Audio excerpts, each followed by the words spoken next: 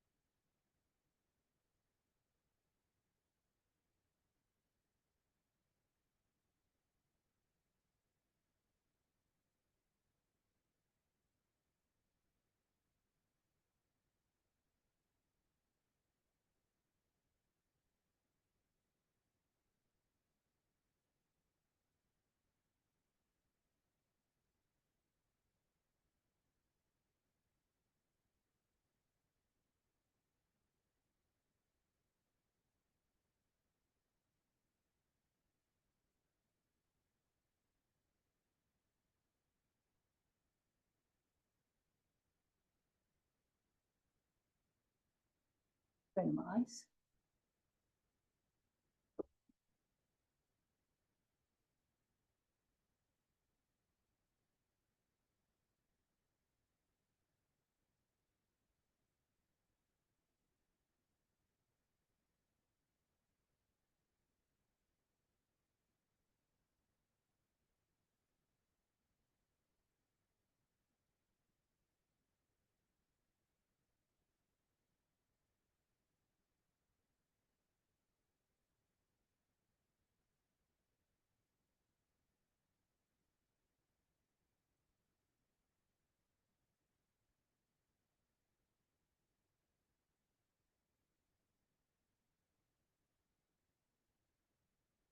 I think I'm good.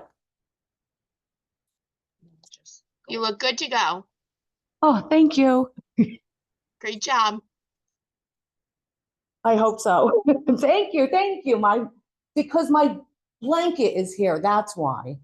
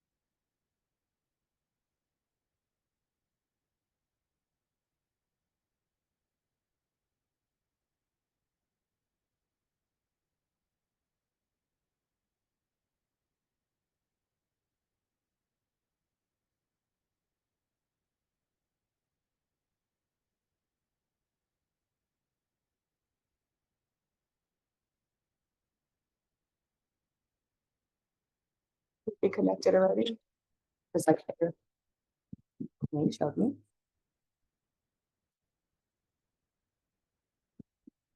You want to pause, yeah?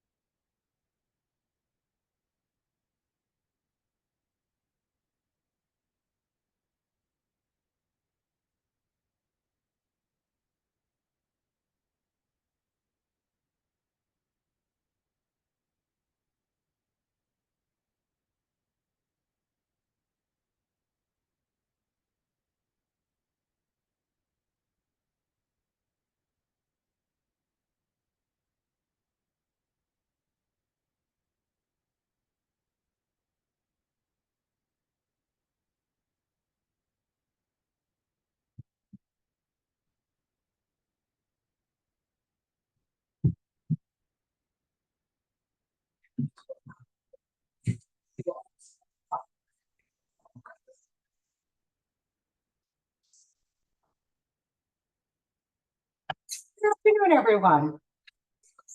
Yes, I'll be hosting this meeting today, okay? No, what are you, crazy? What are we doing, Linda? What are we doing? I don't even know what I do half the time. I just want to make my announcement. Please stop by and let me know when you're leaving. Because if you leave early, you don't get credit. Yeah, you have to do a little more than that. Or you could just buy me lunch, which will cost you a lot more than 50. It'll cost you more than 50 for that one.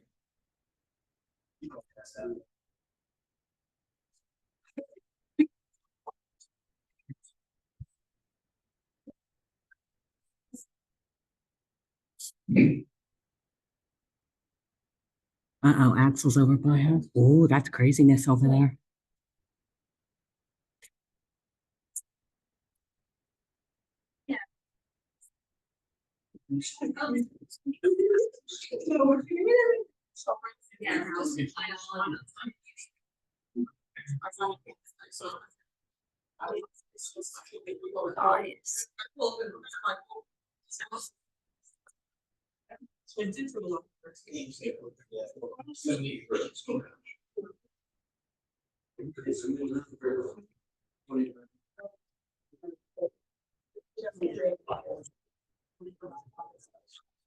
How are you today?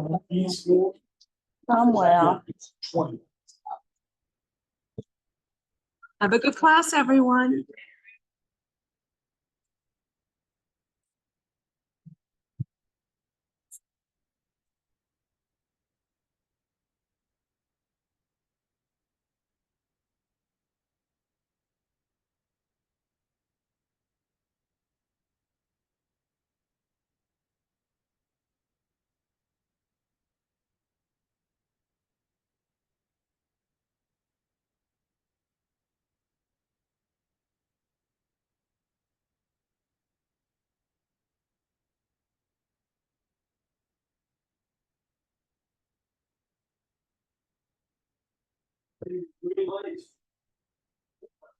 There's 15 up there now.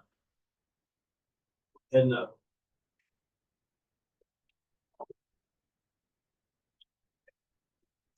There you go. okay.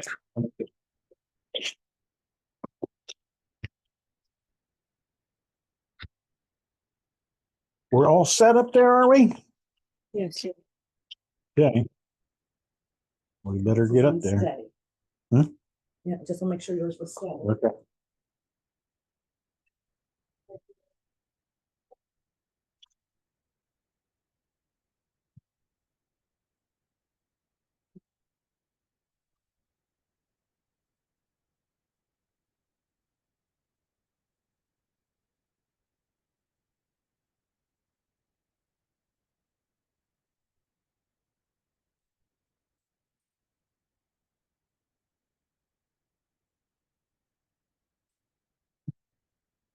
Hello.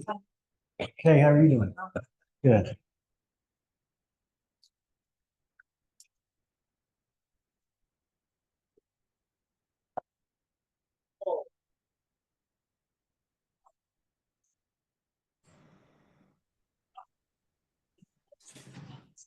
And she's gonna put an offer in, but she wants to see her daughter to see it. Well, apparently, she wants to put an offer in.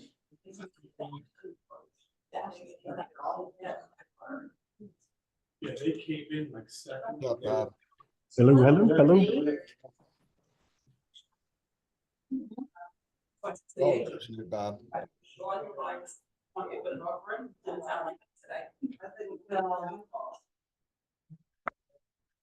What else are we supposed to be located to?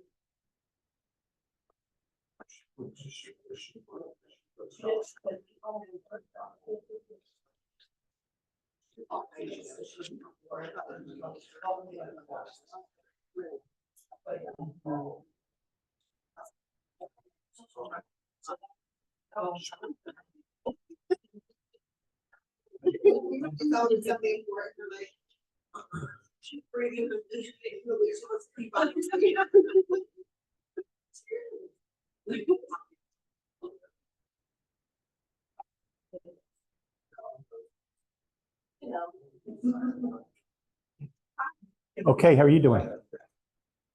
Hey, good. Hello there, Chelsea.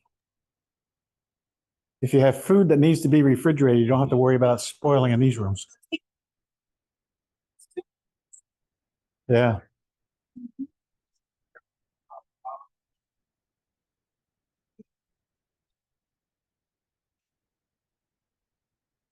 Need your winter parking.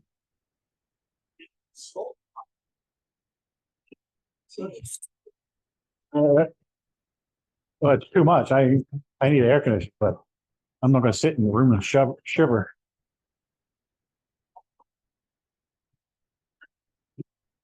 Oh, I'll dance around in here.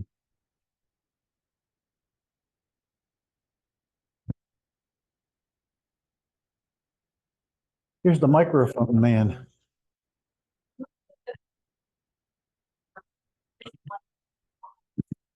Rolling. Yeah.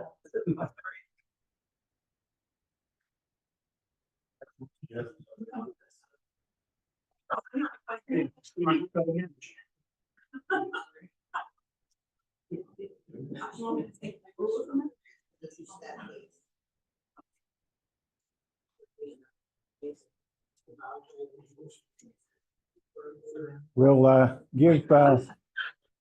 give about 2 minutes and we'll get started. Some people are still logging on.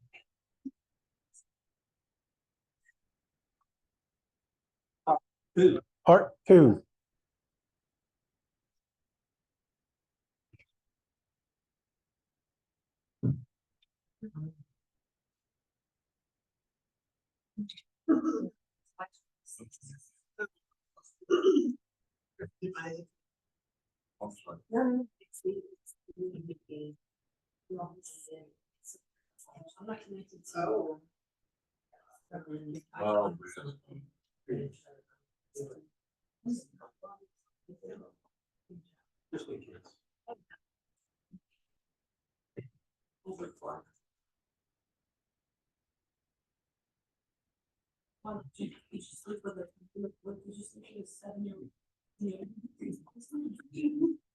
Oh, no, a friend thought it came out of her with him.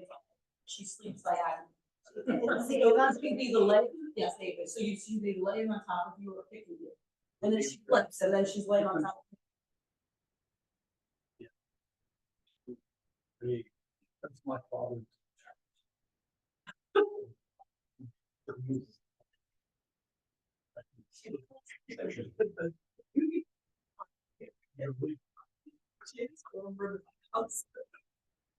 But she's been a restless sleeper. She's a very restless sleeper. Tomorrow's a big day. Change. Well, the forms come out tomorrow. Yep. Forms come out tomorrow on PAR's website.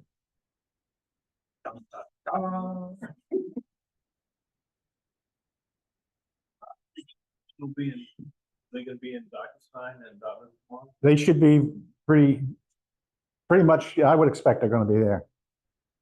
So my plans was to wait about 3 or 4 weeks. Absolutely.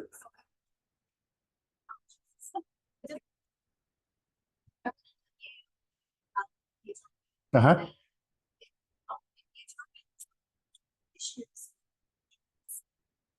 It's kind of disheartening, JR, you really explain. You want to call? On PMARs? Yeah. Right. Yeah. He convinced after. Yeah. It was just. The attorney was really, had a lot of really interesting feedback. And basically said, you know, these weren't written right, we're in trouble, blah, blah, blah. And I was just like, wait a minute. And I think JR, you had said, you know, so we're the guinea pigs for these forms, like, one out, you know. And they're gonna change it. It's a work in progress. Yeah. Yeah, there will be changes, and I had mentioned that before. Now, I'm going to say something that I know Brett Woodburn very well. I consider Brett a friend, but no, but I also, but I also, so I know the history with PAR and the attorneys. PAR some years ago decided to take the legal department inside. Prior to that, they always had outside attorneys, which was, Brett was one of them, working under Jim Goldsmith. And so they took it outside, or brought it inside rather, and Hank Lerner was named as the chief legal counsel. And then there was a breakup in the firm between Brett and Jim Goldsmith, which was kind of a large firm. But then Jim Goldsmith was then named the outside counsel for things that would be a conflict with PAR to work it inside. So Brett was out of the picture. And Brett used to sit on the table at the head table going over wordsmithing this stuff, same as the outside attorneys. So there's some bad blood there. And ever since then, Brett's been critical on PAR forms. But before that, they were fine.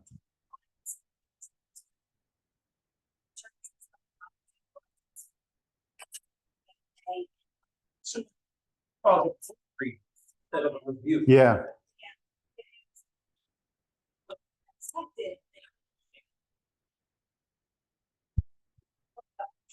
Litigation, all of a sudden, it's like, wait a minute, trying to figure out how to write these forms. yeah, yeah. It's hard. Yeah, yeah. So that's the story. So again, not talking bad about Brett, but that's the reality is that ever since that happened, why he's been very critical on PA forms, which is not a good situation when you're teaching realtors to. That's right. Yeah. Yeah.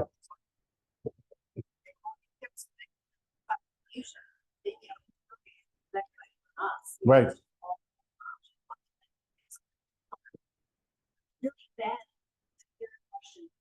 Yeah, that's too bad. We have enough with the transition without adding to it.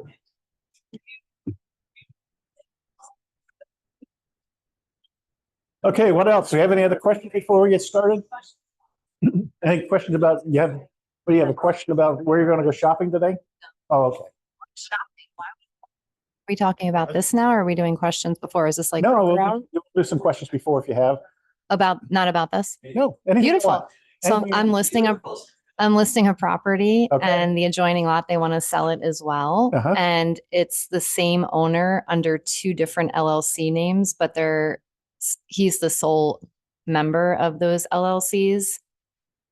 Shouldn't be a problem, right?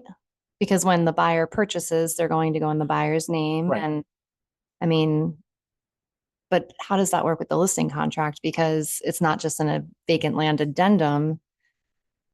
I don't know. Yeah. I'm a little- So we have same owner, but two different LLCs.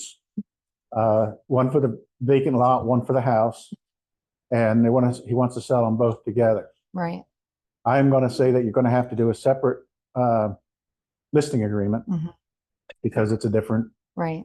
in reality, it's a different seller. Offer. Right. Yeah. Right. Okay.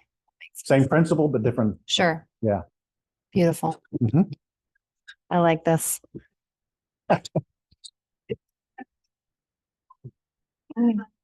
Kid, you have that to talk. Okay, anything else before we get started? All right, so what we are down to, we did the exclusive buyer agency agreement, the non-exclusive buyer agency, the listing agreement. So we have three that are left, and we're going to start with the broker compensation agreement, cooperating broker compensation agreement, which, well, she's got this one up front. Doesn't matter which one we do first.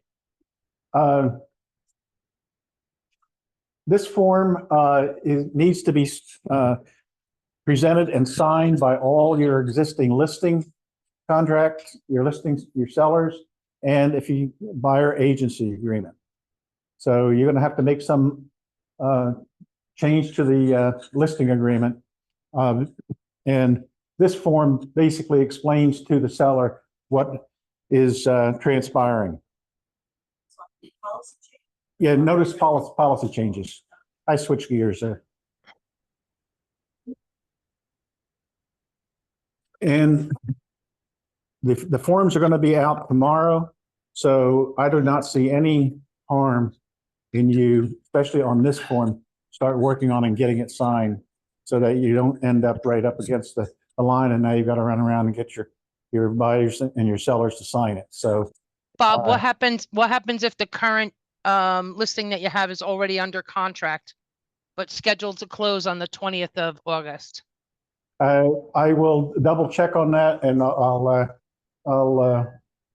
but what to answer your question, what I understand is that something that is coming up for settlement within the next couple of weeks after the 17th, you leave it as is. Okay, thank you. That's my understanding.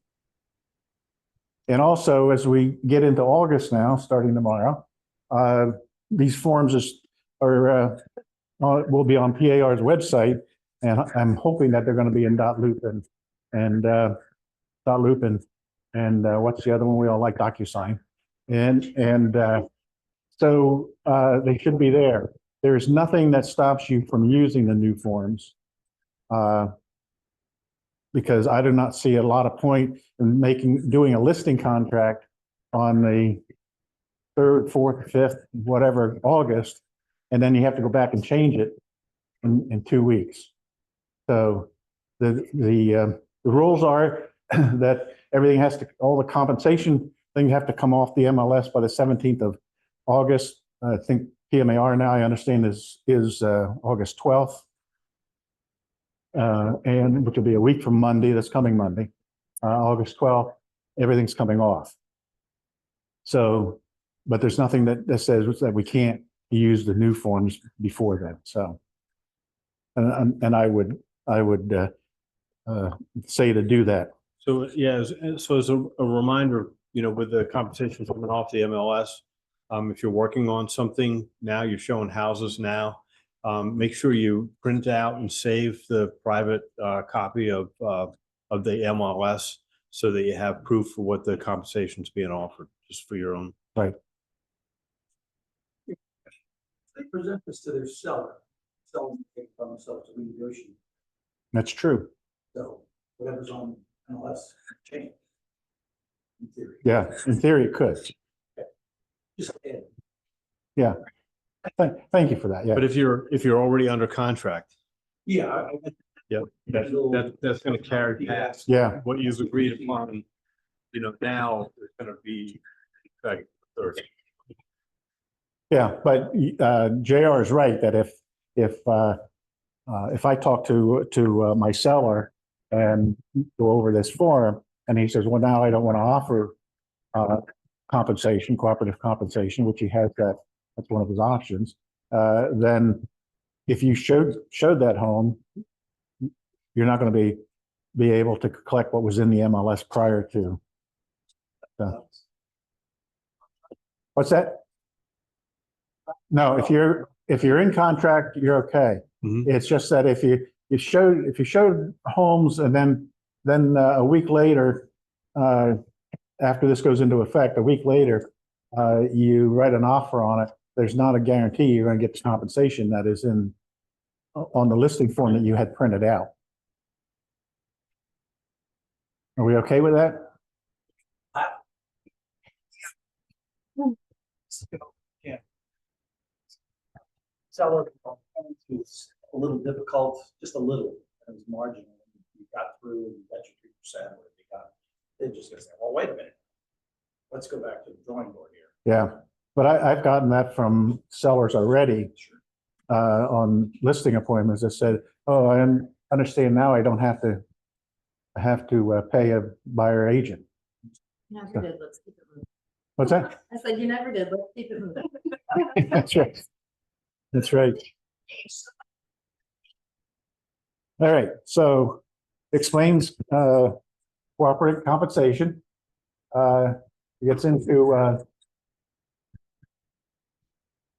seller concessions.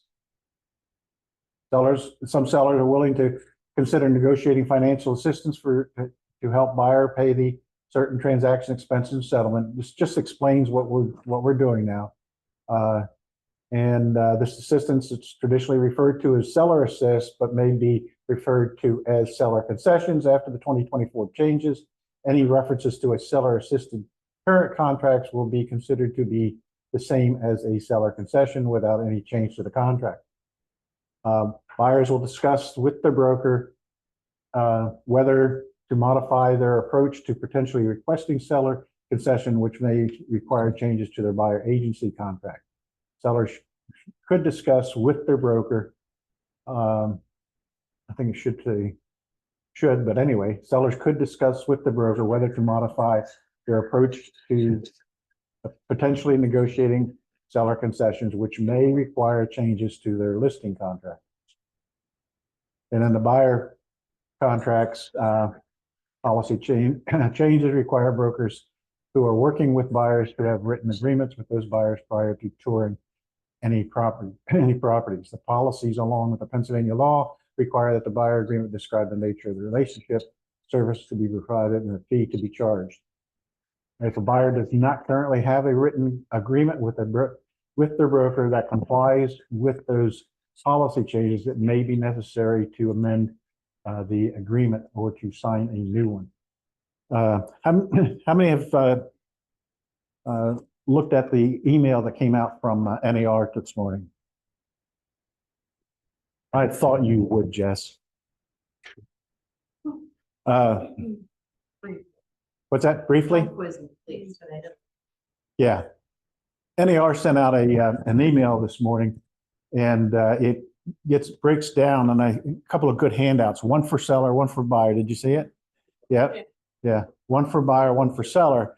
And I think it's a good handout you might want to use because it does explain what the lawsuit settlement was and the effects that it's having. And it is a lot easier than maybe explaining everything or trying to explain everything. So I think it's a good handout for you. I can go see if it came out of the printer yet. It hadn't come out of the printer by the time I came up, but I printed those forms out. Yeah. Was it yesterday? Yeah.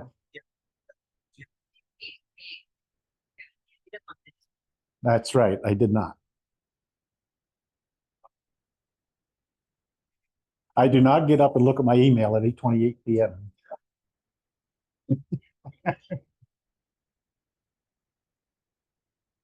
Okay, any questions on this? Needs to be, If you go back to some concession. Yes. That should be, that word could should be should. yeah, I think if it says could, then it gives you the possibility. If it says should, then it forces your hand. well, fortunately it says could, so, It says could, Yeah. so it means it's possible, Yep. but not forced. Yep. Should would be a little more forceful. You made a comment on it. Yeah. That went back. I still think it should be should, It's but, semantics. It's just Yeah. splitting hairs. yep, okay. It's always.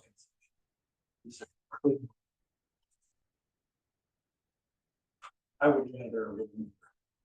Yeah, so buyers that you're working with, make sure you have a buyer agency contract, make sure that it's in effect. It might be easier and better just to do a new buyer agency contract.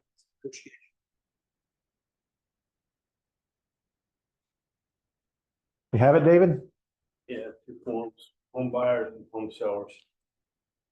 I like the first on the home buyer page, I like the first line that says, you will sign a written agreement with your agent before touring a home. Yeah. Right there, like great formed, great paper to have with us at the consultation, just to say, here it is. Yeah, and I It is think it official. adds credence to, instead of an agent saying, I need you to sign a buyer agency, well, I don't want to sign a buyer agency. Well, here's what you need to do. So.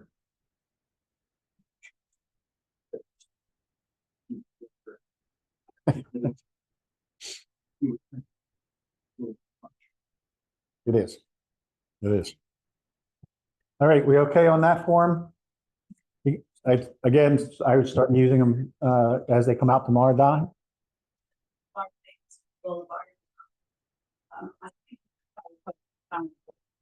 When you have your agency with the open houses, then have fun about the people coming in. Yes. Can you repeat, please? My question is, if you have your agents or any agent in an open house, do the buyers have to sign anything when they come in No, unless they're not represented? Not at all. I just read it in this email. Yeah, so the answer, no. You're at the open house, you're representing the seller. At the moment you begin working with the buyer, then you'll have the form signed, consumer notice, buyer agency, affiliate disclosure, and all the other stuff. Yeah, someplace I read on that email that it said in the home buyer part that you're not required to sign one on an open house. Or if you're just talking to an agent to discuss their services.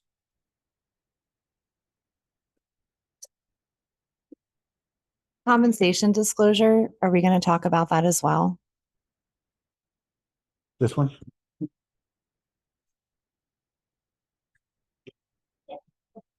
Cooperating. No. PAR is in this compensation disclosure as well. Her agreements entered in August 17th. I did not see that. Yeah. There's a different compensation disclosure there. It just says that notes brokers and agents about disclosure requirement pursuant to the NAR settlement. Did you put the microphone over? For listing and buyer agreements signed before August 17th that do not already include this disclosure, the below is a sample compensation disclosure statement that can be used to address the disclosure requirement. Okay. Yeah. Yeah. Yeah. Well, I not from what you read there, I think that it's, how do we make the changes to a buyer agency contracts and listing contracts? And it sounds like that's an addendum basically to do that. So Bob, if we have a listing tomorrow, can we use these new forms or no? What's that? If we have a listing tomorrow, do we use the new forms? Since it starts the 17th. Yeah, there's nothing that says you cannot use the forms tomorrow. Okay. It's just that as of the 17th, you have to use them and all the compensation comes out, but nothing stops you from using them tomorrow. And I would myself use the new one starting tomorrow, because what's the point of going back in 2 weeks and actually less than 2 weeks and having to do the change? I don't want to do it twice. Thanks. Okay. Well, we'll get that out. Kristen?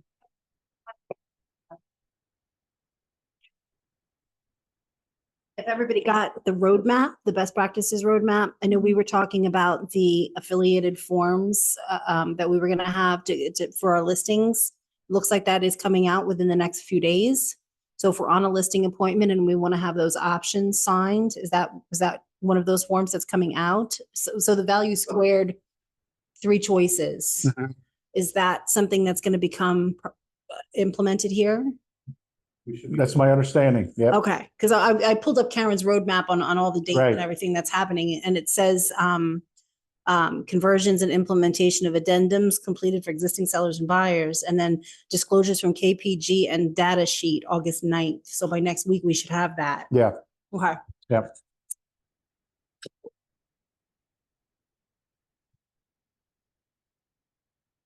All right. We okay on that? And Jess, that the email from PAR came out this morning? Last night, this morning to me?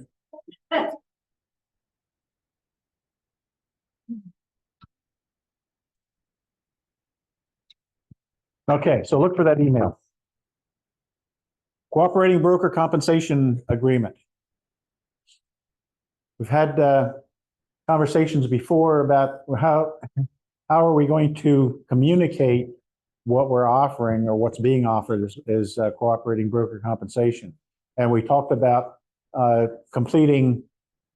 filling it out. If you have a listing, filling it out and leaving some of these right in the house so that when an agent's showing it, they've got the compensation form and they know what it's being offered at. So I think that's a good practice to do. It'll save you from having agents call up every time they want to show one of your homes, having agents call you up and say, what is your cooperating compensation on that? Because that's certainly can and will happen. So the mechanics of other ways that we are going to get that out are being worked on also. So a lot of this is fluid and we're getting up to the wire, but there's a lot there. So watch for emails, watch for other sessions, and certainly jump on broker hour because we'll talk about all the stuff there and answer any questions on broker hour as well. And this form is, of course, for cooperating brokerages. We're not going to be using this for in-house sales, but it will be company policy that whatever one of our listing agents, sellers is offering, that's what's going to be shared, right? So when we have a website coming out that's going to have cooperating compensation on it. So you'll be able to see if you're showing, one of our Keller Williams listings, you'll be able to look on there and advise your buyers what the compensation is, and that will be the policy. There won't be an extra form to do. That's just going to be the policy. As it is now, what's on the MLS, we can see that's the rule. That will be the policy then. So that makes sense. So was I clear about that? Yeah, the question I think the last class or class before was, well, what do we do about cooperating compensation forms for in-house listing? And that's the solution that they came up with, which makes a lot of sense. Makes a lot of sense. Now, as far as other ways of offering compensation and putting it out there to other agents, you cannot put it on any place in the MLS at all. Nothing on showing time or linked from the MLS. There's anything that's linked from the MLS you cannot have the compensation there. You can't talk about in private remarks that 3 donuts are coming with this house or 2 cookies are coming with this house, because that was some thoughts and some workarounds that some agents got creative coming up with. Well, can I just put 3 donuts in the private remarks, insinuating you get 3%? There you go. Yeah. So we're not going to get creative, but if you have your own website, you can certainly put it on there. You can put it on social media. You could put it on sign writers that say that cooperating broker pay or broker concessions pays. JR?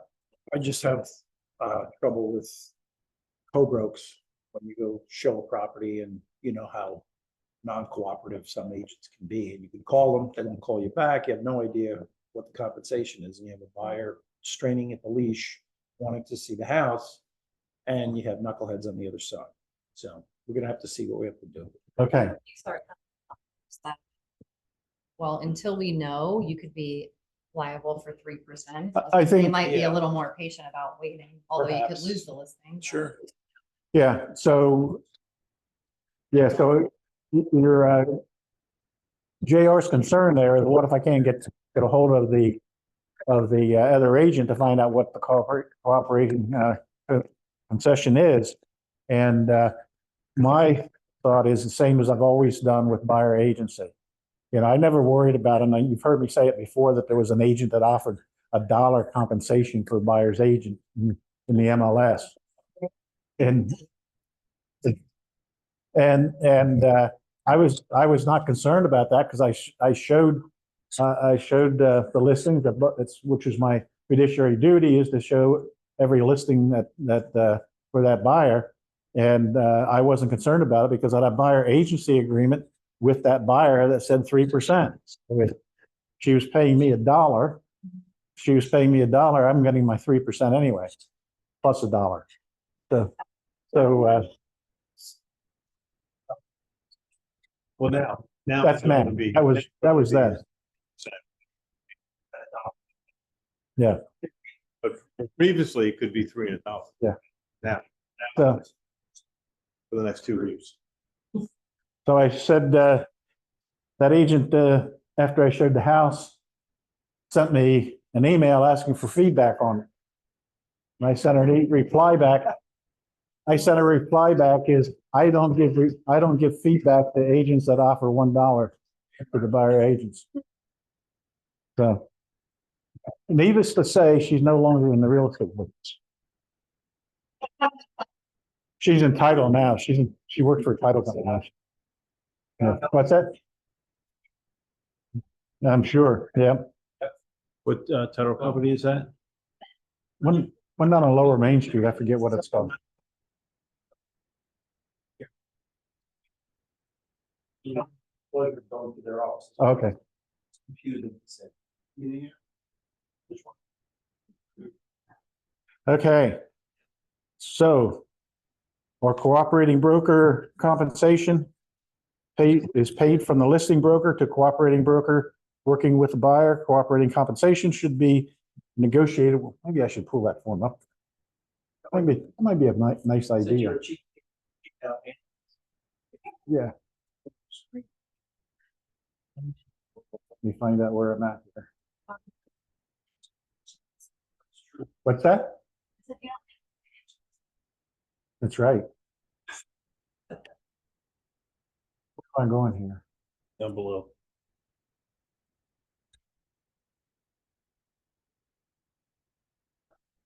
That doesn't work.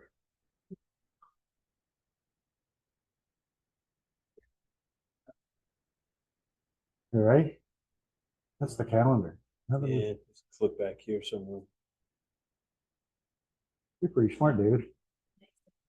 That's the extent of it. That's everything I know. Oh. Click on this arrow here.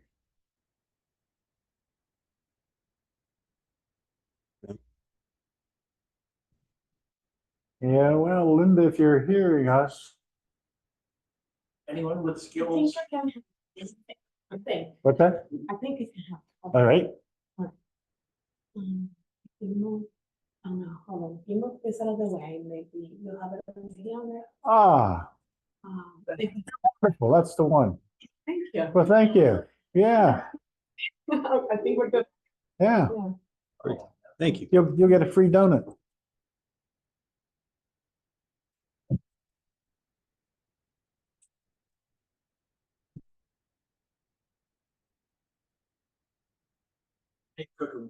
Oh, man, I'll tell you, we're making progress here. So, it's real easy to understand. Listing broker, cooperating broker, compensation. Listing broker agrees to pay cooperating broker at settlement blank dollars or blank percentage of the purchase price of the property if cooperating broker is the procuring cause of a successful purchase transaction as otherwise stated here. That language is new there, and what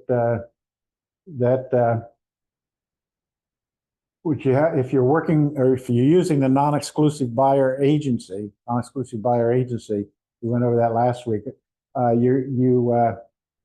You want to make sure that you have those properties listed in your non-exclusive buyer agency contract, because another agent could come in and now it becomes a procuring cause arbitration issue, which is paragraph 2. Any dispute between brokers as to the procuring cause of a successful purchase transaction will be submitted to arbitration through arbitration process. And then it's signed by the listing broker, or the listing broker name, and then signed by you and the cooperating agent if you're that.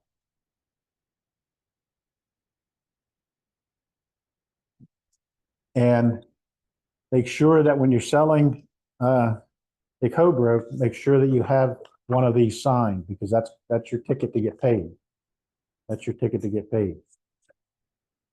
If you're selling a co-broke property, this is your ticket to get paid. So make sure, just don't go on the word that you call the listing agent and they say, well, yeah, I'm paying 2.5%. That's not good enough to collect your commission.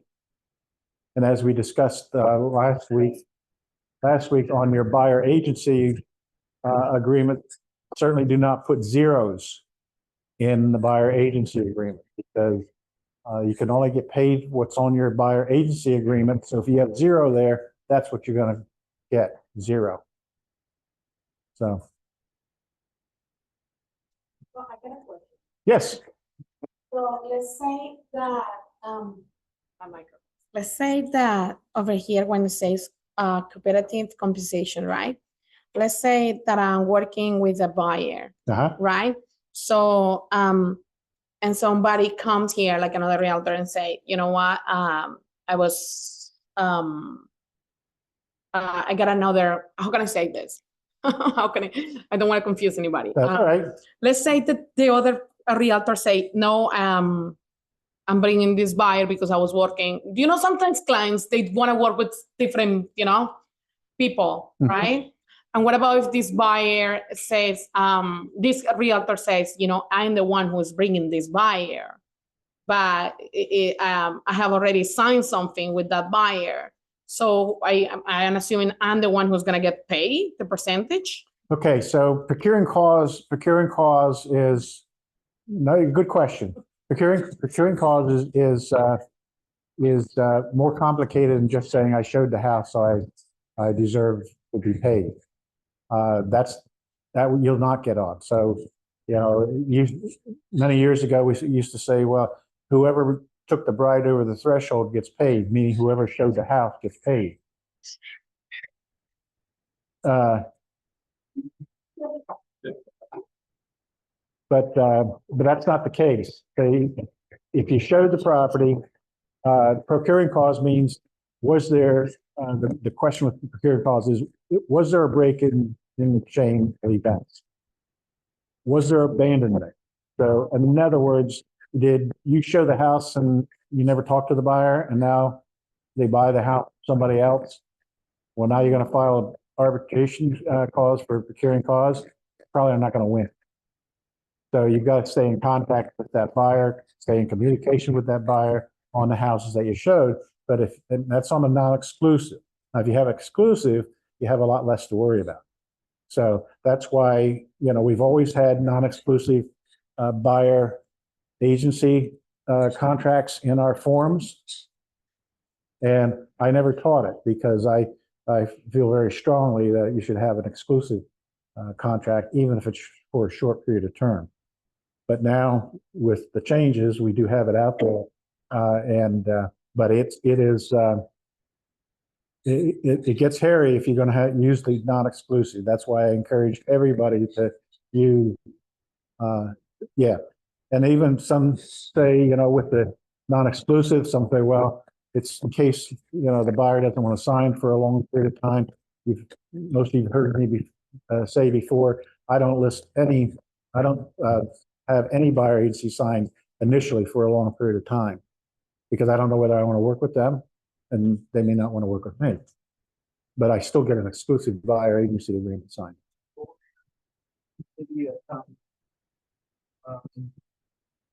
What would be a time for the contract for you? Like, what would be something that's preferable? Literally, I'll do the first time. I'll do literally a couple days, Okay. maybe 3 days, 4 days. Then when I'm doing my consultation with them, I say, we're going to do this for a very short period of time to see that you're happy with me and I'm happy with you. And I think Kristen used kind of the same dialogue. What's that? 1 day? Yeah. That's great. But Thank you. yeah.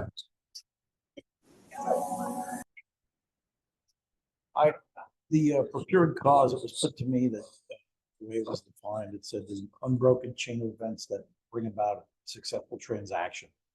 So if you, again, that unbroken chain. Yep. Start to finish, show the house, write the contract that's accepted, bring to close. There you go. Yeah. But it's a chain of events. Yeah, and the chain of events that JR is talking about is just what I had mentioned is you've got to stay in contact with the people. Don't abandon them. And abandon could mean, well, I haven't heard from that buyer's agent for that agent for now for a couple of weeks. But I would tell you that we have. I was just last fall. I was part of an arbitration because one of our agents had the listing, and the contract was brought to him, and another agent called him and said, cross his name out and put mine on there. I'm the one that showed that house.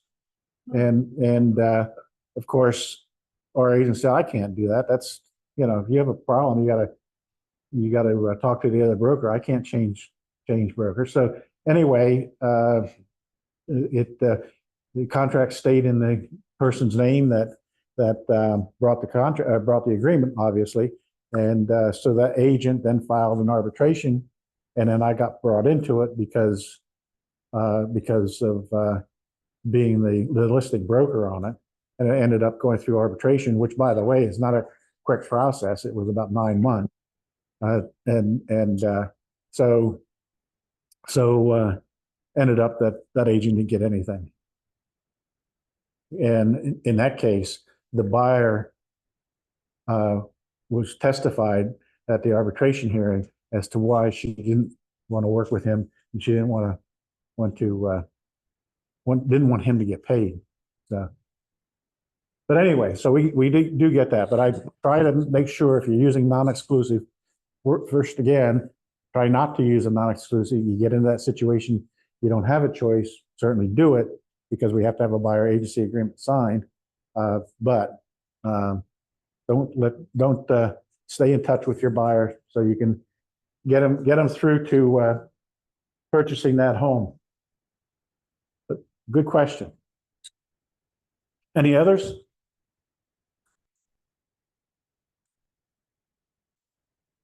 We're all good? Jess is eating. Cherries. Okay. All right. I have to talk slower. It's only 1:45 and we're getting close to the end. You don't want me to make it last, though? Okay, agreement of sale. Agreement of sale, the last one and the easiest one.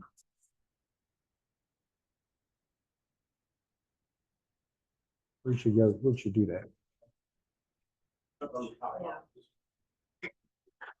Oh, geez. Look up. Look up. Don't hit the egg. No. All right.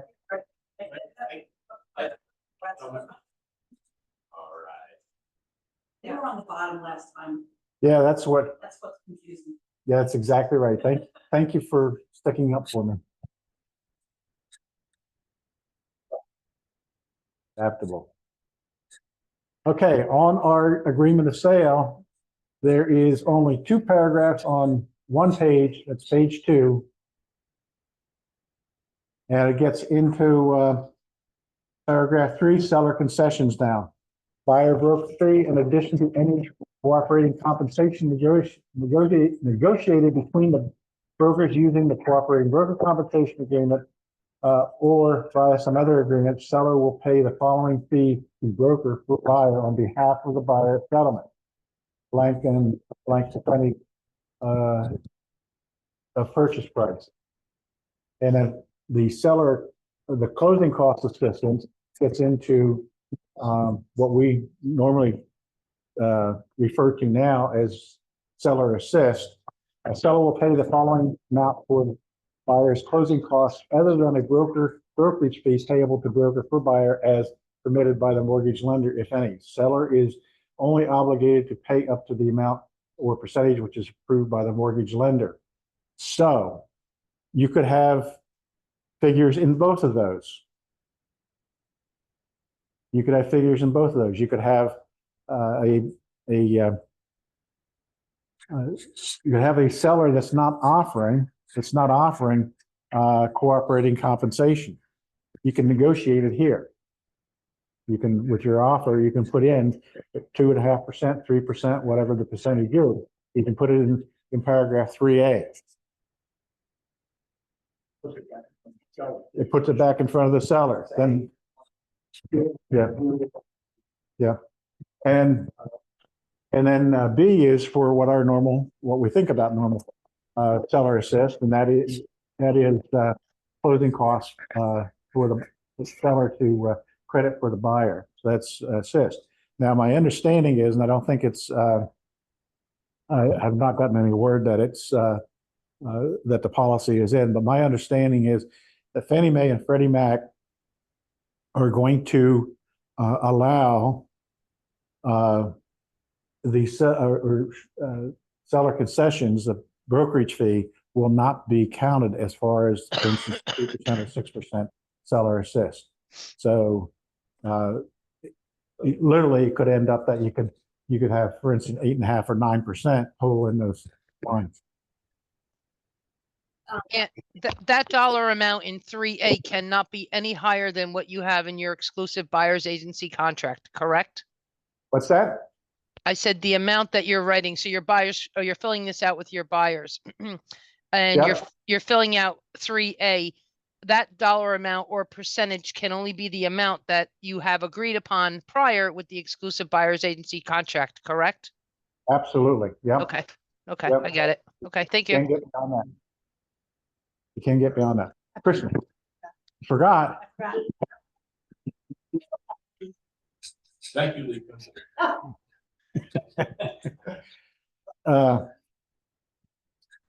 So had a conversation with Lori, KPSS this morning, and what I think their policy is going to be is they're going to be asking for buyer agents to submit their agency agreement. Yeah. What do you? I printed the wrong page now. Here, I can read it up there. No, but that's okay. So they're going to ask for the buyer agency contract. Now, right now, I think the only time that they were really asking for it was if, for instance, I had a closing and the buyer was paying me 0.5%. I had to submit my buyer agency contract to show that I'm actually do that. Well, they're going to ask for it all the time. So because the rule is you can't collect, a buyer agent cannot collect any more than what's on their buyer agency contract. So if there's 3% on the settlement sheet and buyer's agents only do 2.5, they're only going to allow 2.5. And quite frankly, that makes it, I told Lori, makes it good for me because one of our concerns is that if a buyer or if an agent has 2.5% buyer agency and then they collect 3%, that's a problem that they're 0.5%. You know, that was raised. The thing, Brett, what happens to that supplementary thing? It's just flat went up. Does that go back to the seller agent? Goes back to the seller, the buyer, you know? Yeah. Well, I think it's going to, in this case, doing it this way, it's going to go back to the seller. Going to go back to the seller. And keep in mind now, and it's always been this way, is if you have seller assist, and let's just use for numbers' sake, you have a seller assist of $6,000, and the closing costs only comes out to $5,000. That seller gets the other $1,000. The buyer doesn't get that $1,000, just because. So that's what we used to have to watch is don't ask for 6% seller assist if your closing costs are not going to be 6%, because buyer's not going to get that. So Same situation, I think, with this. No question, silly. So We all what learn. about if in the listing contract, in the listing, the seller agree that he doesn't want to pay anything, no closing assistant, no selling concession. And then I come to the buyer, I have to, for this one, I have to say that he's not going to pay anything. What about the buyer step back and said, I don't want anything. How we can handle that? So you have a buyer, you have a seller that Yeah. doesn't want to pay any Exactly, he doesn't want compensation. anything, and then the buyer comes to fill out this form in this part, in number 3. What we explain them that the seller is not willing to pay anything, and the buyer is not agree with it. Well, what this does is it makes it a negotiation. It makes it a negotiation, because it's part of the offer that the buyer is submitting. Right, but So- she would have already known that the buyer's not gonna pay anything because it would have been on the agreement. No, Yes, she's filling out an exclusive buyer's agency agreement, so she's already working with that buyer. So if then now she's writing a contract on it, that buyer said, you know what, I'm not willing to pay you anything, it's gonna be 0 in that spot. we're talking about two different things. You're not gonna have a 0 in the buyer agency agreement. You're not going to have a 0 in the buyer agency agreement because that's what you're going to get paid is 0. Now, I understand that, but isn't it the buyer that depicts what you're getting paid on a transaction? In your buyer agency agreement, that's true. But the question is in her question was. The agreement of what if- sale. What if the seller says, I'm not paying any cooperating compensation? Fine, the buyer still looks at the house and then they put their 2.5%, 3%, 4%, whatever it is in there as part of the negotiation, the same as what you do for price. Okay, so even though the first one, the exclusive buyer's agency says 0, hypothetically 0, here, there's still negotiating power on the buyer side also to say, all right, you know what, I'm willing to pay. No, Then I'm not getting it. yeah, what you're not grasping, Lisa, Yep. is you can't put 0 on your buyer agency agreement. If you put 0 on your buyer agency agreement, on paragraph 3A, it's going to have to be 0 because you're not getting paid. Okay, So you can only collect what's on that buyer agency agreement. But for the buyer, I get it now. I get it. with the buyer, we get an offer in this number 3, and then we have to go back to the seller and present her the offer and see if he accepts or not. Yeah, I get it's going to be the offer's going to be submitted because now let's say that you have a $200,000 $220,000 sale list price. Buyer's offering $210,000 and they're asking for the seller concession of 2.5%, 3%. So now that is part of the negotiation. Pay that. The seller can say, yeah, The extermination. the seller can say, no, I'm not going to pay it. But, it always comes out the sellers, what's the bottom price? What's the bottom price that he wants? So, yeah, so if he has a buyer that his bottom line he's met the bottom line, he's going to pay the compensation. Yeah. Am I kind of clear on that or not? 1 second. Scenario she just spoke about, if the buyer, the buyer's already in contract, can the buyer say, well, then I'm not gonna, he's already in contract. Well, I guess he could back out at some point, right? Yeah, so the seller could come back and say, my net sale price is this, and I'm not taking $1 less.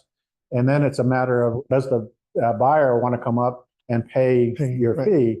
And that's why when you're doing your buyer agency contracts, you need to explain to the buyer, understand that if we cannot collect the brokerage fee from the seller, you're going to be responsible for paying it. Right. Got it. Yep, you're going to be Thank you. responsible for paying. And you should be doing that today. That's all right, she's doing it. She's doing it tomorrow.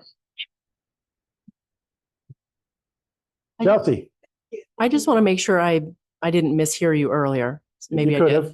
So possible. So did you say that if the seller is offering, let's say the seller's offering 2.5% to Yep. the buyer agent, and in my buyer agency, I have 3%, I cannot collect the difference? Did you say that? Oh, yeah, no, you can collect I that. can. Okay, just making sure. I thought Yeah. you said no. Yeah, Oh. no. That's You, what- you can collect that. What cannot happen is the seller offering 3% and your buyer agency says 2.5. That maximum you're gonna get is 2.5, or you can get is 2.5. And again, that's why we don't put 0 on your buyer agency company. What's that? Yeah. So if your buyer agency says 2.5%, that's the maximum that you can collect. So you cannot put in the agreement here 3%. But if the seller is offering 3%, the maximum can collect is 2.5%. Whatever's in your buyer agency contract, that's the maximum.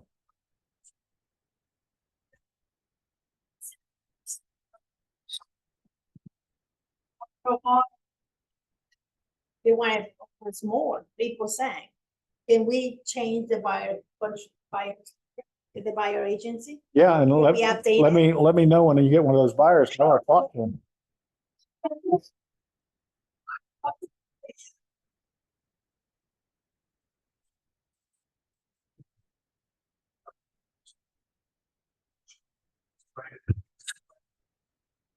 If I write with my buyer 2.5, and then the seller says, oh, I'll pay 3. So is it better to wait to get it from the listing agent first? You can't wait. You got to have the buyer agency sign. But I will tell you, the way that you can work it is right up front, you get your buyer agency at 3%. Get your buyer agency at 3%, and you can certainly take 2.5 if that's all that being offered. But you have 3% in your and that way you're covered there in case you get that 3%. But yeah. So So in that scenario, that was exactly what I was going to say. You know, my intention is to put up a higher commission, and there's clients that I will negotiate it down with. And what is required by our office at that point? We just need a change in terms addendum to attach to our buyer agency, stating that the commission is changed now from 3% to 2.5%. so you're going down, you're not going up. Right. So Yeah. let's just say somebody's offering, 3%, but my buyer agency is for 3%, but the listing office is 2.5. And I'm not going to be collecting that extra. It could be a client that I've worked over and over with. I'm not going to do it, but I can always then do a change in terms stating that the commission is now 2.5%. Like if I have a paper trail to go with it, is that Yeah. acceptable? On my buyer, Yeah, right. you could, Change in terms on my buyer Yeah. agency. And what's interesting, we have listing change of terms. Do we have buyer change in terms? Well, we don't have buyer agency change in terms. No. Right, I can write a new one, but then can I write a new one? well, That's here's, the problem. Herein lies the gray area. for me, it's not a gray area. Because I have done, I've had 3% in my buyer agency agreement, and for whatever reason, I accepted the 2.5. I did not charge the other 0.5%. I don't think you need anything in your buyer agency. Yes. If it's title more, company knows. You just need to make sure the title company knows, right, Bob? I mean, otherwise, especially if they're getting a copy of your buyer agency, then you need to make sure that they know what's going on. Absolutely. Yep, absolutely. Yeah.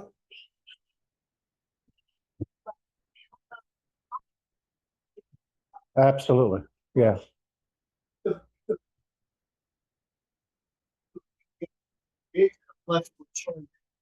Unless they have to pay more money.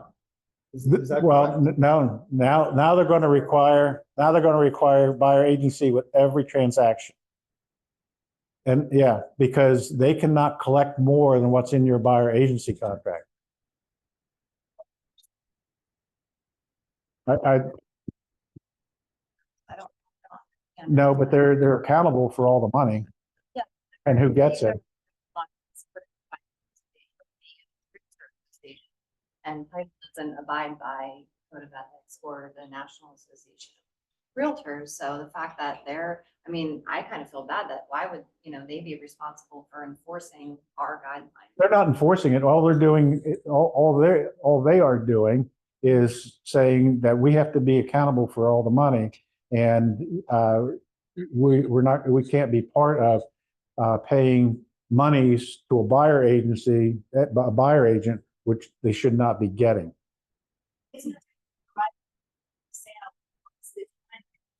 Yep. Yeah. And for me, I like it.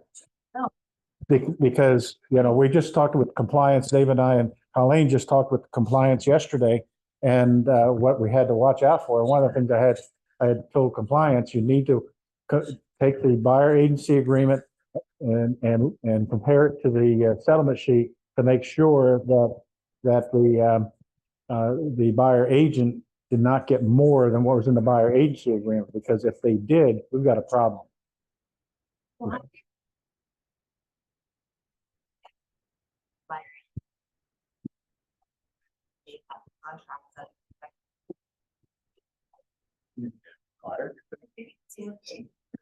Yeah, the extends through settlement. Yeah, the buyer agency extends. It does. However, should your buyer agency contract be revised and there be a new buyer agency, let's say it's dated differently than the executed agreement date, are they going to check that? They're going to ask for your buyer agency contract. Now, if an agent wants to play games, they can play games, but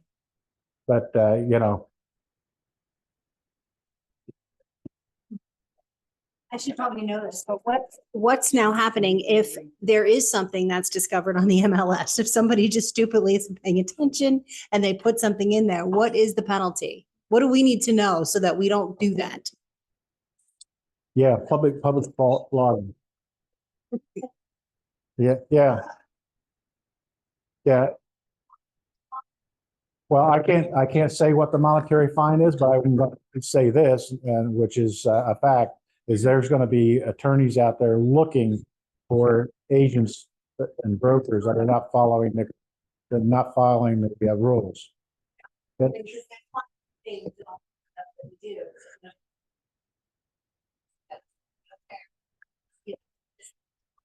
Cannot be seen.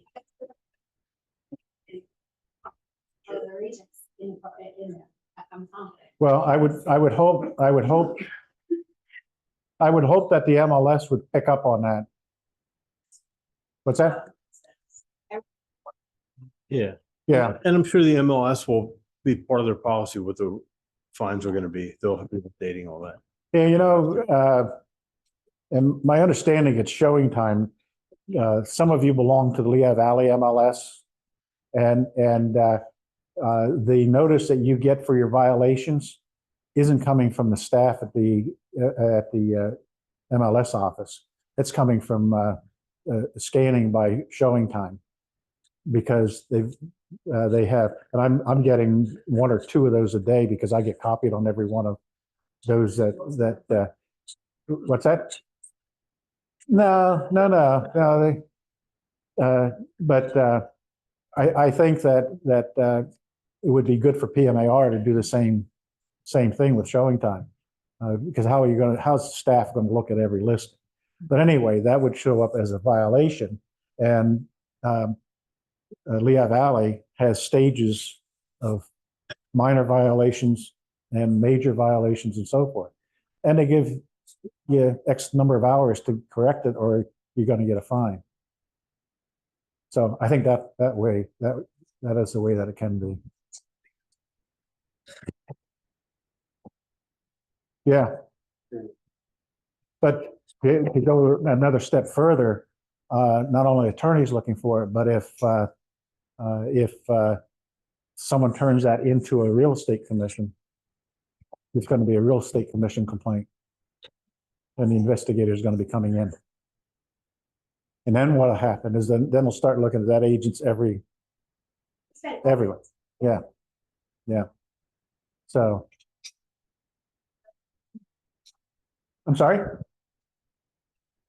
Sure. On this section here on A, if you have the cooperating broker compensation filled out and it's signed before you present the offer, like you're saying we should have done, do we still have to reiterate essentially in this line when we present the offer?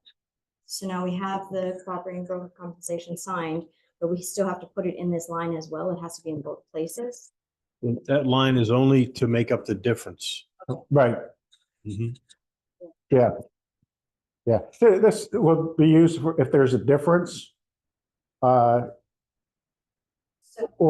for instance, let's use the scenario that your buyer agency agreement is 3%.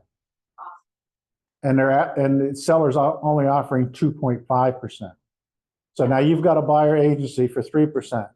You can collect up to 3%, but the seller is only offering 2.5%. You could put that 0.5% in here. Right now, we're doing that, and we call it 3% is big percentage split compensation, then this line stays blank. correct. Thank you. Yep. Yep. Good question. What's that? Yeah, you can put the difference. Yeah. If you look at 3A, in addition, first two are in addition to any cooperating compensation negotiated.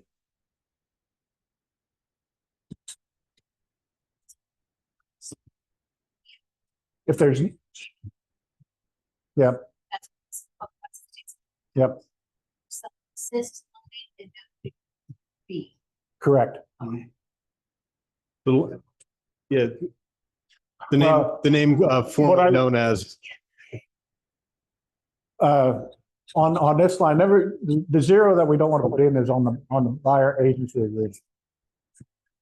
On the buyer agency agreement. This defaults to zero if it's blank. Yeah. So blank dollars or blank percentage of purchase price, zero if not specified.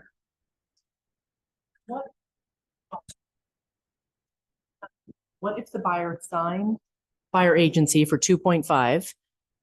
But can we not still put it in here to try to get it from the seller so the buyer pays zero? Or is the buyer always committed to that 2.5 just because they signed? You know what I mean? Okay, no, you're on with it, Chelsea. So you've got a buyer agency for 2.5. You have a seller that says, I'm not offering any cooperating compensation. Right. That's where I would put the 2.5% in there. Okay. Yep. Okay, got it. Yep. But also have the conversation with your buyer. If you can't get it there, understand you've got to pay for it. One of the best lines for clarification, I think, when you're having your buyer consultation is going to discuss the possibilities of what could be out there. There could be compensation shared. There could not be compensation shared.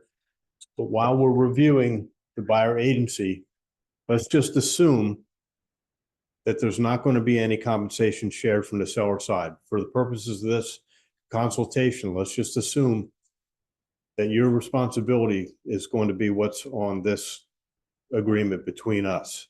And then we'll try to get it from the other side later. But in the meantime, please be aware that that compensation may not be offered. Yeah. Yeah, you want to have that conversation, and you should be having it now with your buyer agency.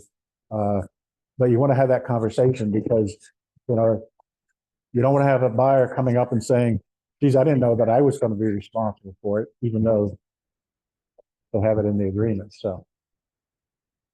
Has there been any movement or have you heard anything that lenders are gonna allow the buyer to put those monies, commission monies into their mortgage?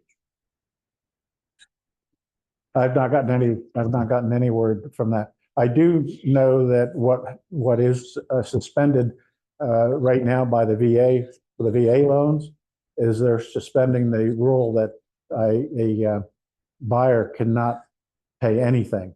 They're allowing buyers to pay brokerage fees. I'm thinking the other one, Fannie and Freddie, those are the Yeah. hallmarks. The other loans have to be geared so that Fannie and Freddie buy them in secondary Right. markets. So they have Right. to with those. Yeah. So I'm thinking they're gonna loosen up a little bit. In the end, it sounds like the buyer's gonna get the shaft and they're gonna pay interest on that. Mortgage. Well, they're doing that with seller assist right now, right? True, true. And it's already built into the purchase price, so it's gonna be, it'll to watch. Stifle business. You know, and I always say to buyers, you know, if you need 6% seller assist, understand that it takes away your negotiating power with the seller, because the seller has a bottom line and your 6%, not likely that you're going to be able to offer 10% less on the house and then get 6% on top of it, because now it's 16% off. And the seller assist, that 6% gets in the mortgage, but it's a matter of affordability. I mean, we all know that a lot of buyers can't get in houses if they have to come up with all the monies. A lot of questions. I'm sorry. And this has to do with appraisal now. Okay. It's just, have we figured out, has there been any movement on what's happening with regards to that compensation versus seller's assist when it comes to an appraisal? Because I know we didn't really know, and I don't know if there's been any buzz about it. You know, and then I'm thinking, what if you have an offer that is, let's say you have a house for 200,000 and you're paying, the seller has agreed to pay a compensation. So, but they're putting it above, you know, how does that affect the appraised value of a home? Because right now seller's assist does have an impact on the value. Do we know how it's being handled with the seller, the broker fee? I don't have an answer on that. Yeah, nobody has an answer, including the attorney. Yeah, I really don't have an answer on that, except, you know, right now, our fees really don't reflect that much on appraisals, right? Because, you know, what's that? Right. So I think it's going to be the same, but yeah. Yep. You know, I said at the outset here, there's a lot of things that are fluid yet. So, you know, until we get, and once we get into full practice here, I think we're going to have a lot more questions, and we'll be having a lot more classes, and we're going to be going over a lot more stuff, because once we put it out there on the street, it doesn't always go the way that you thought it would from the beginning. There was talk when we first, I think this is the fourth class I've been in. It is. They have, you were talked about these may change. Are these the way they're gonna be now, or? Today.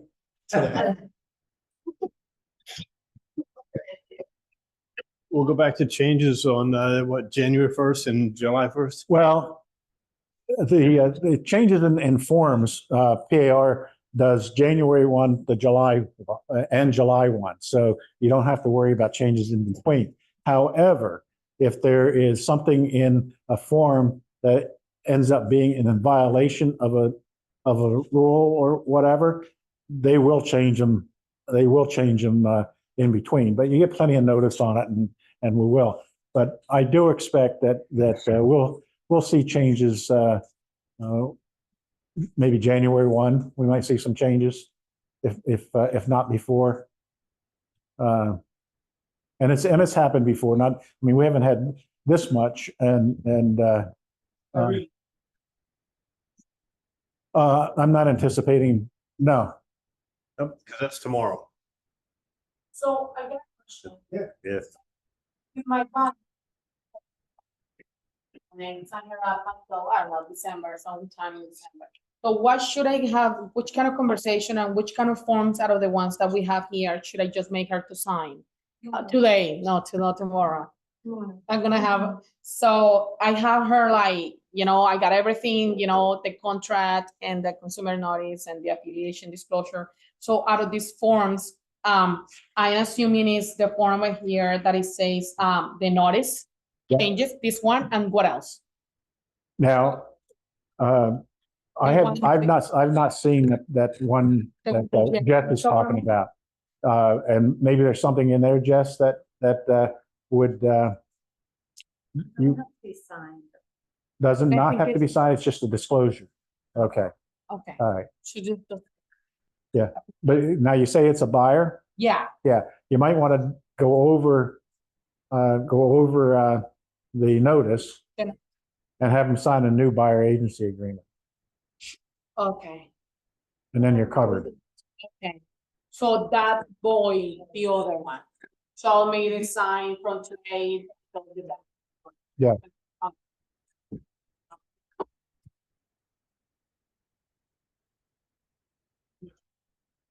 And long-term buyers agreements, most you've heard me say before, I don't want to do a long-term buyer agency agreement for 3 or 6 months because I don't want the buyer thinking that it's going to take us 3 to 6 months to find a house.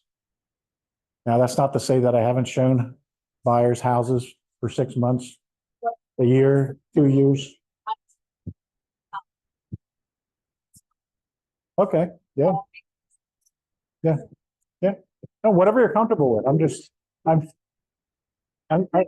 Yeah, you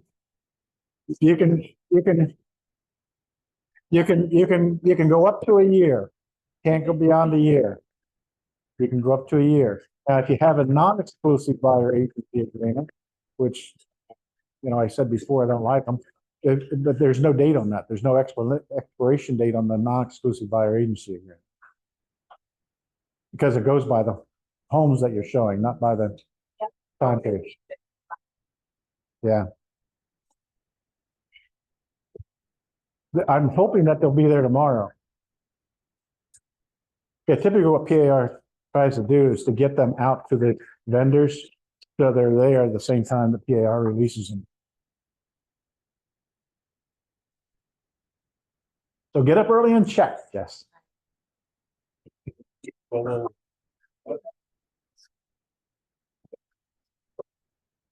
Are we covered? We did it?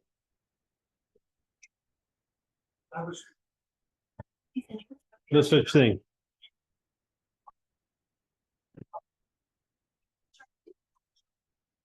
The non-exclusive contracts, you said it has no dates, so how do you do, Okay, so the question over here is, the buyer, the non-exclusive buyer agency has no date.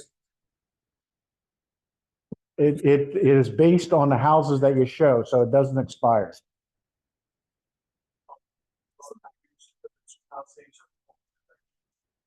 Yep. And then once I show. Then if they want to see 3 more homes, then you want to add those 3 homes to your buyer agency and have them initial it. Or, if you get into showing them 10 homes and there's only 5 spaces there, you can attach a sheet to it. The important part is that you list the homes that you show them. You could put them in the additional terms too. There's Yeah. a space. You could put them in additional terms. What's that? Yeah, non-exclusive, they can go to any broker. That's what I don't like about it. Recurring cause? I think it raises problems with procuring cause myself. Yeah. Yeah, that's why I'm not a fan of it, because I think that it's going to cause procuring cause, because So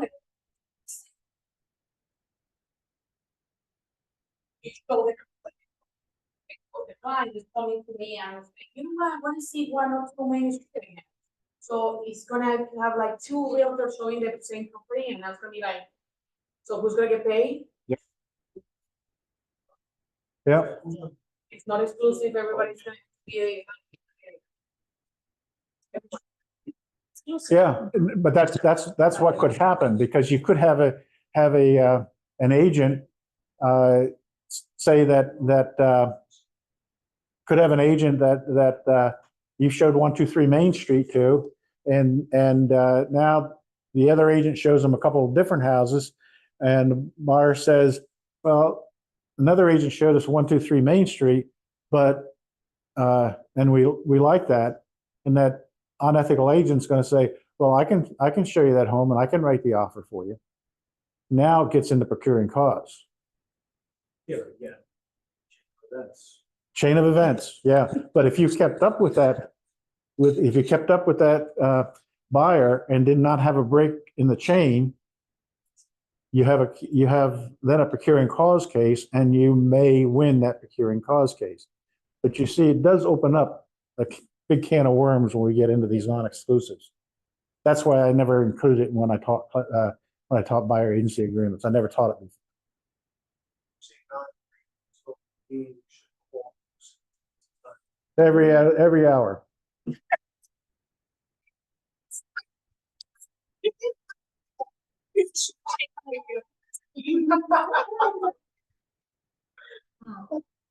What if it's not, we'll tell you what to call when you.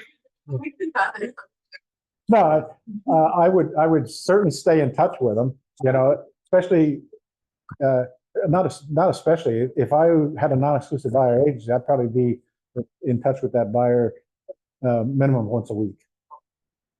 But this time we should sit down again, consultation, and ask him, so far you like to work with me? Can we?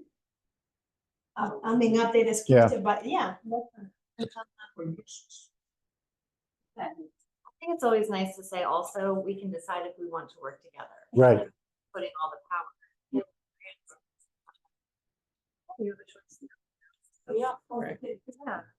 I have a question. Back to the notice policy. Yep. Okay, so now you have a listing and you send it out to your client and they decide they want to change from 6% to 5%. Now, do we write a whole new listing? You can use a change to listing contract. Okay. Yeah, you can use a change to listing. Thank you. Yeah, I think the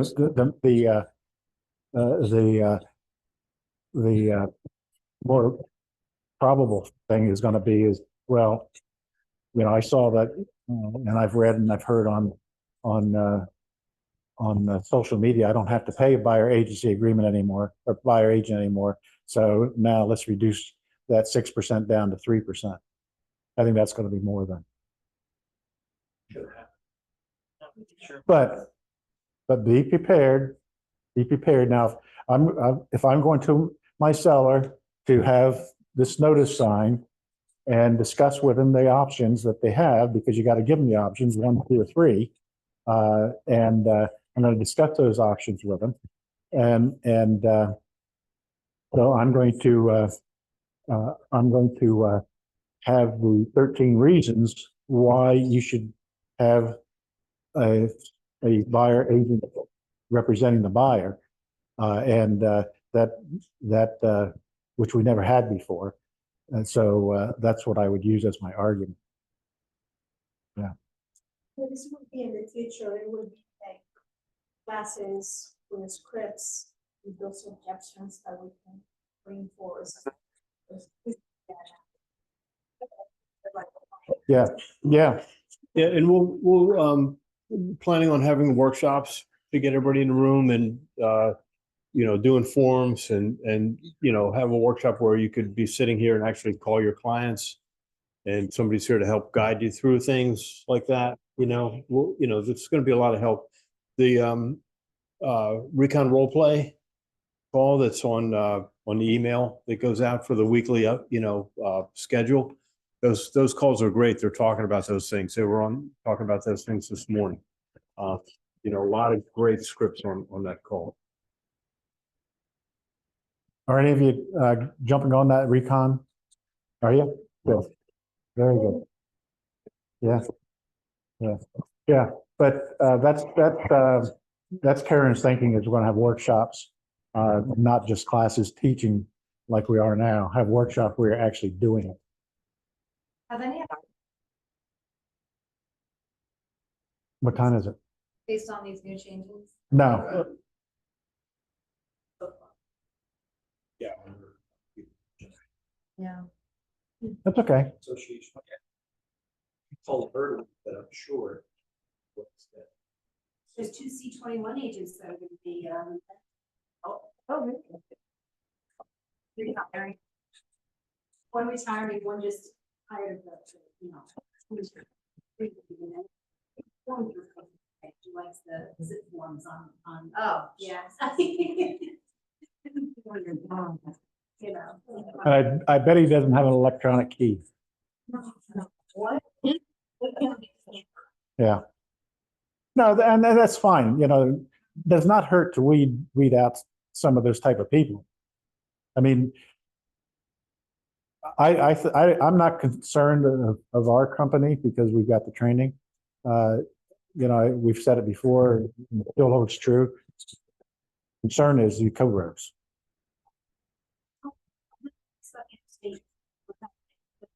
Things that.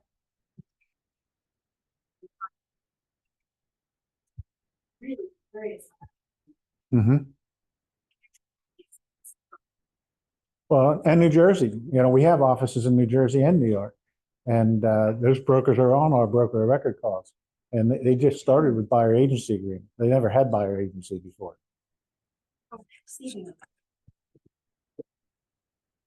Again, it's our brokers and the training, but well, we didn't used to have buyer agency either. Now, we were one of the early states. We've had buyer agency since 1999. And quite frankly, and David and I have said this many times, if the other states would have been doing things the way that PAR, Pennsylvania, has been doing them for 20 years, we wouldn't have this lawsuit and we wouldn't have all this stuff. It's because they don't have buyer agency agreement. We in our listing agreement for many, many years, we broke down what is the buyer agency getting paid. Other states didn't have that. They just had a total commission. And that's what brought the lawsuit. That's what brought the lawsuit. They said that the lawsuit, one of the main things was that sellers were paying high buyer's fees when they didn't even realize they were paying buyers. So, but right now we're going to have a lot the same rules, but how they're going to enforce them is another story. New York State doesn't allow dual agency. What's that? You like it? I like that they don't allow it. They don't allow it? I like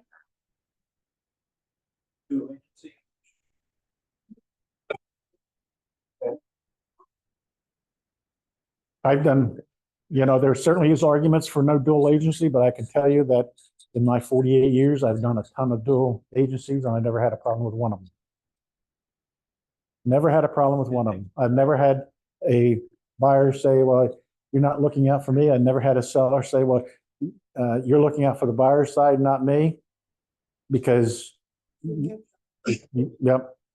you stay neutral and you don't play favorites. But right now, I will tell you that even co-brokes, I get consumer complaints about our agents that are the listing agents saying that my listing agent is looking out more for the buyer than what they're looking out for me, even though they don't represent the buyer. But that's the perception, and that's how some of the agents work. I'll tell you, I get those calls. I get those calls. So, what's that? Yeah, I know. I can tell you're really enjoying it. We're really enjoying it. What's that? Got a half an hour yet. I gotta drag this up.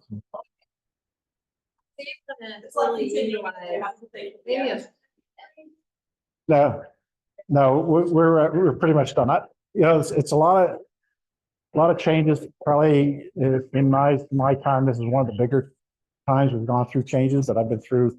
You know, when buyer agency first started, we thought that was the end of the world. When inspection came about, we thought that was the end of the world. And we always work through it. I think about, and I've said this to a couple of people, there's a couple of programs on the History Channel that I like. And one of them is Foods That Built America. And another one is Companies That Built America. And when you watch those shows and see what some of the people went through, including the one I just watched the other night, was McDonald's. And how they came up with the chicken McNugget.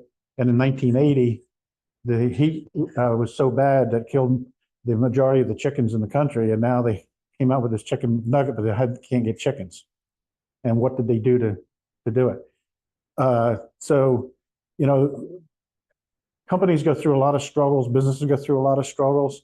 And I think that we're going through changes, but it's nothing compared to what some businesses have gone through.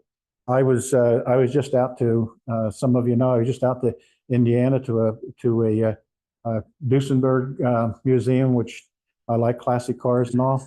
And when you see what these companies building cars and starting their company in 1928, and the Great Depression hit in 1929, and what did they do to last through that Great Depression?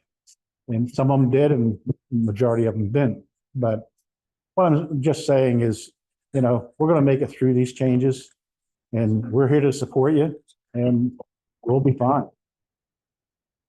Might be some rough bumps, but we'll be fine. And that's my sermon for today. Thank you. David, do you have anything to add? Thank you very much, everybody, for coming to the Okay. class.